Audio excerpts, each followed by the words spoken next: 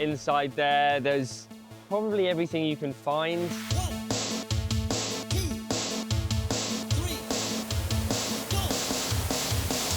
Trading cards are incredibly popular at the moment. Football, F1, Pokemon, One Piece, Magic the Gathering, Yu-Gi-Oh! There's been a real resurgence since the pandemic. Even if it is something very niche, you'll find it in there.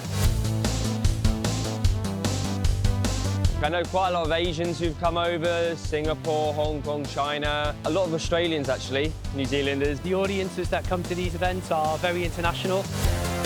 Those universes are expanding based on the interest of fans. London in particular now is a real hub. Visitors like London, it's a weekend away. The great guest experience, ease of travel, huge amount of hotels.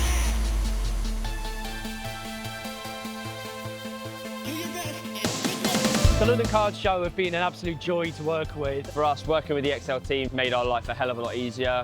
Epitomise an independent, entrepreneurial organiser who have made the leap from smaller regional venues into a central London venue at Excel. It started very small, 10 tables, 40 people, back in 2021.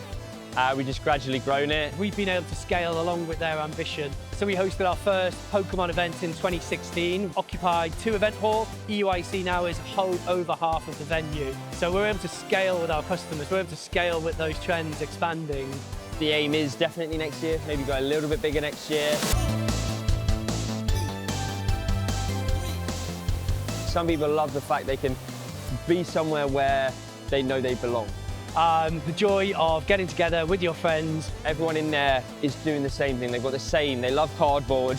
Playing in real person, face to face, in real life. Finding a card in your collection you can't find anywhere. Finding someone which you've been speaking to online. Some of the people which I didn't know 5 years ago are now my best mates. So it's a real family-based, community-based, but at the same time, it's a hobby as well.